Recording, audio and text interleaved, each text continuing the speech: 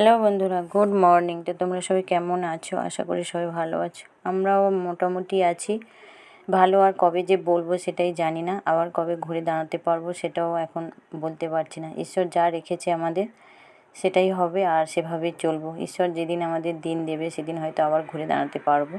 চেষ্টা করছি ঘুরে দাঁড়ানো, আর থেমে থাকা তো সম্ভব নয়, আর থেমে থাকবো না। তো আমাদের প্রতিনিয়ত বেঁচে থাকতে গেলে লড়াই করতে হয়, তো সেটাও আমরা লড়াই করব। তো দেখো, বাইরে একটু বেরিয়েছিলাম সকালে, প্রকৃতিটা দেখালাম, কুয়াশা একটু ঠান্ডা ঠান্ডা, তার মধ্যে মেয়ে দেখো অনেকটা বেলাতেই তোমাদের সাথে কথা বলছি, 9টার পরে। আর মেয়ে দিকে একবার তাকাচ্ছে একবার উঠছে, এরকম আর কি। ওকে ঘুম থেকে তোলার জন্য ডেকেছিলাম, ও ঘুম ভেঙে গেছে। জাস্ট আমি ক্যামেরাটা করছিলাম বলে না, এরকমই করছে আর কি। তো দেখো, মন মেজাজ ভালো না থাকলে সত্যি কোনো কিছুই কাজ করতে বলো, কোনো কিছুই ভালো লাগে না। রাতে খেয়ে দিয়ে না সব থালা বাসনই রেখে দিয়েছিলাম, সেগুলো সকালেই পরিষ্কার করলাম, করে মেয়ের জন্যে ওকে তুলে ব্রাশ করিয়ে বসিয়ে এখন ওর জন্যে ধোসা বানাচ্ছি। আর তামিলনাড়ুতে কী হতো বলো তো, ওখানে না ব্যাটার পাওয়া যেত, মাও যেটা বলতো, আর এখানে না পাওয়াই যায় না। এই রকম গুঁড়ো প্যাকেট পাওয়া যায় ধোসার, আর নাহলে বাড়িতে বানাতে হয়। আর তো সেই জন্যে প্যাকেট নিয়ে এসেছিলাম, অনেক দিনও ধোসা খাবে বলেছিল, তো সেই জন্য ভাবলাম আজকে ওই জন্যে আন্ডা ধোসা বানিয়ে দিই। তো দেখো, আন্ডা ধোসা বানিয়ে দিয়েছি, আর একটু সস দিতে হয়েছে। আর ও খেতে বসেছে আর কি, ওকে খেতে দিয়েছি, আর তোমাদের দাদাভাইকেও দিয়েছি আর কি। তো সবার জন্য বানিয়েছিলাম। তো সবাই সকালে একটু একটু করে খেয়েছে। আর যতই কষ্ট হোক, যাই কিছু হোক, না খেয়ে থাকলে তো সেটা আরও শরীর খারাপ করবে না। তো সেই খাওয়া দাওয়া সত্যিকারে উঠে গেছে। বেঁচে থাকতে গেলে যেটুকু পেটে রাখতে হবে না, সেভাবেই পেটের মধ্যে খাবার দিচ্ছি।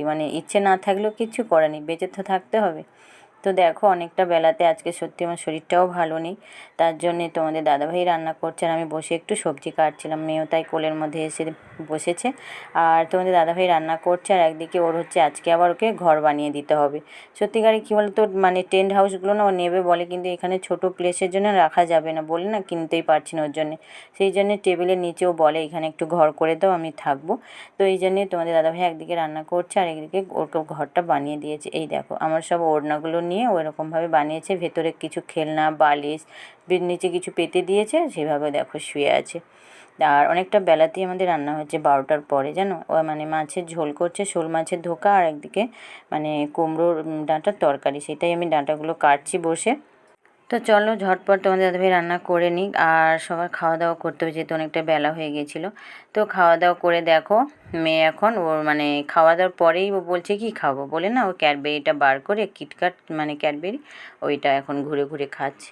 তো আর খুব খুশি, অনেক দিন পরে ও ক্যাডবেরিটা পেয়েছে। ওকে আমি দিই না তেমন বেশি, খাওয়াতে হচ্ছে না, আগে কিন্তু খুব খেত। তো আর তার মধ্যে দেখলাম খুব ক্রিমি হচ্ছিল, সেই জন্য না চকলেট বলো, ক্যাডবেরি বলো, সব ওকে বন্ধ করেছিলাম। তো সেই সামনের সপ্তাহে মার্কেটে গিয়েছিলাম, ও বায়না করছিল বলে নিয়ে এসেছিলাম, আর মনেই ছিল না ওকে দেবো।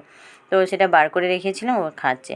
খাওয়া দাওয়ার পরে এখনও বলছে একটু লিখবো, আমি তো বললাম ঠিক আছে। আর যেহেতু ওর জানুয়ারির 2 তারিখ থেকে আবার এক্সাম আছে আর কি, তো সেই জন্য ওকে একটু প্র্যাকটিস করাতে বসেছিলাম। আর এগুলো হচ্ছে কন্নড় ভাষা, কর্ণাটকের, তো সেটাই লিখছিল আর কি। তো বসে বসে, আর এদিকে আমি ওর কাছে একটু বসে বসে নয়, শুয়েছিলাম। তো দেখো, তারপর অনেকটা সন্ধ্যা হয়ে গেছে, আর চাটা একটু করতে এসেছি। তোমাদের দাদাভাই কিছুই খেতে চাইছিল না, সেই জন্য ভাবলাম, মাথাটা খুব ধরেছে, দুজনেরই ধরেছে। চিন্তা করতে করতে না মাথাটারও এত যন্ত্রণা হচ্ছে, কী বলো। সেই জন্য হলো একটু আদা চা করে বলে আদা চা করছে। ওই দেখো, তোমাদের দাদাভাই মুখ নিচে করে বসে আছে, কী করবে কিছুই ভেবে পাচ্ছে না। আর তো সব কিছু তোমাদের বলবো, এখন এই মুহূর্তে আমি বলতে পারবো না, কিন্তু আস্তে আস্তে তোমাদের সব কিছুটাই বলবো। তো চা করে খাওয়া দাওয়া করে মেয়েকে একটু পড়তে বসেছিলাম। ও একটু পড়তে বসবে না, যেহেতু বিকেলে বসেছিল সেই কারণে। আর একদিকে হচ্ছে কুমড়ো আলু দিয়ে একটু তরকারি করছি রাতের খাবারের জন্যে। অনেকটা রাতে 9টার পরে আমরা রান্না বসিয়েছি জানো। আর এদিকে মেয়ে ওই বাবলসগুলো নিয়ে খেলা করছে। তো তারপরে বললাম যে একটু পড়তে বসো, তখনই বলছে যে হ্যাঁ, আমাকে টিভিটা বন্ধ করে দাও, আমি পড়তে বসবো। ওর যেহেতু সোমবারে হোমওয়ার্কগুলো আছে, সেগুলো বাকি ছিল, ও করবে বলছে। আর এদিকে রান্না করছি, আর ওদিকে মেয়ে পড়তে বসে গেছে।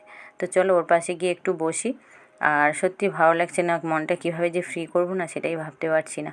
কী বলতো, যতই দিন যাচ্ছে আর সময় পেরোচ্ছে না, ততই মানুষকে ভালোভাবে চিনতে পারছি। কী বলে না, সবথেকে ভয়ঙ্কর প্রাণী হলো পৃথিবীর কে বলে তো, মানুষ। মানুষের মতো দেখতে হলে কী হবে, মানে মানুষ বলা যায় না। আমরা প্রতিনিয়ত মানুষের ভেতরে লুকিয়ে থাকা মুখোশগুলোই দেখি, মেলাতে পারি না যে জগতে কী অদ্ভুত খেলা চলে। জীবনে চলার পথে কত রকমের মানুষের সাথে মিশতে হয়, তাই না? আপনি ভালো মন্দ ঠিক তখনই বুঝবেন যখন মানুষের সাথে মিশবেন। যাদেরকে তুমি আপন মনে করবে, নিজের বন্ধু মনে করবে না, তাদের আসল রূপটা তখনই বেরিয়েছে যখন তুমি চলার পথে হোঁচট খেয়েছো, বিপদে পড়েছো না, তখন তাদের রূপগুলো ভালো বেরিয়ে আসে। তো সেরকম আমাদের জীবনেও ঘটে গেছে। তো সেগুলো কাটিয়ে আমাদেরকে উঠতে হবে। তো একটু সময় লাগবে। নিশ্চয়ই খারাপ সময় পেরিয়ে আমাদের ভালো দিনটা আমরা নিশ্চয়ই পাবো। তো চলো, অনেকটাই রাত হয়ে গেছে, আমরা খেয়ে দিয়ে শুয়ে পড়েছি, 12টার মতো বেজে গেছে, মেয়েকে ঘুম পাড়াবো। তো চলো, ভিডিওটা তাহলে আজকের মতো এই পর্যন্ত। তোমরা সবাই ভালো থাকো, সুস্থ থাকো, টাটা।